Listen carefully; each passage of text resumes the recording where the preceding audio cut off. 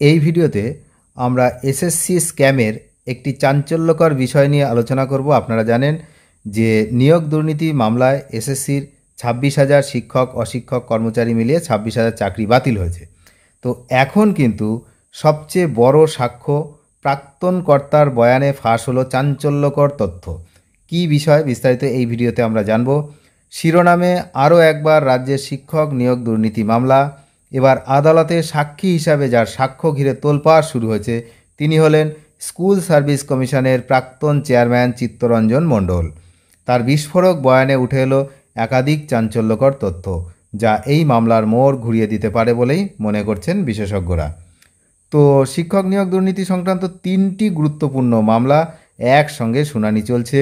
নবম দশম, একাদশ দ্বাদশ শ্রেণীর শিক্ষক এবং গ্রুপ সি কর্মী নিয়োগে এই মামলাগুলিতে প্রথম সাক্ষী হিসাবে চিত্তরঞ্জন মণ্ডল আদালতে যা বলেন তা এক কথায় রুদ্ধশ্বাস।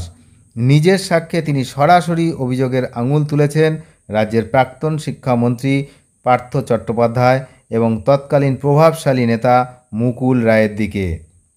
কি বিষয় না, আদালতে দেওয়া সাক্ষ্যে চিত্তরঞ্জন মণ্ডল একাধিক বিস্ফোরক দাবি করেছেন। কি আমরা এক এক করে দেখব।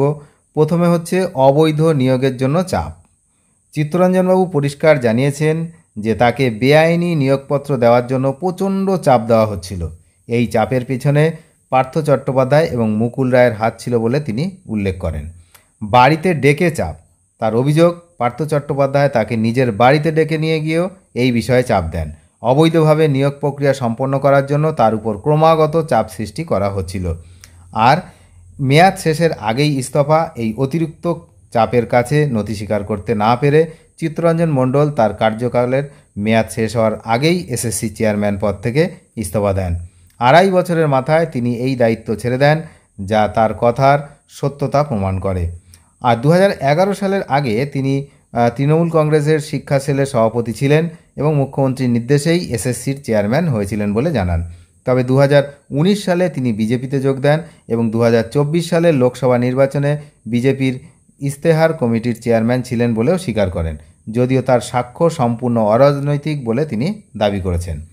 চিত্তরঞ্জন মণ্ডলের সাক্ষ্য চলাকালীন সিবিআই আইনজীবী এবং পার্থ চট্টোপাধ্যায় ও শান্তিপ্রসাদ সিনহার আইনজীবীদের মধ্যে তীব্র বাদানুবাদ শুরু হয়। পরিস্থিতি এতটাই উত্তপ্ত হয়ে ওঠে যে মাননীয় বিচারপতিকে হস্তক্ষেপ করে সবাইকে শান্ত করতে হয়। এই ঘটনা আদালতের ভিতরে এবং মামলার গুরুত্ব এবং উত্তেজনাকে আরও একবার প্রমাণ করল। এই বিষয়ে আইনজীবী বিকাশ রঞ্জন ভট্টাচার্য বলেছেন, দুর্নীতি মামলায় অভিযুক্তদের সাধারণ কৌশলই হলো অভিযোগ অস্বীকার করা।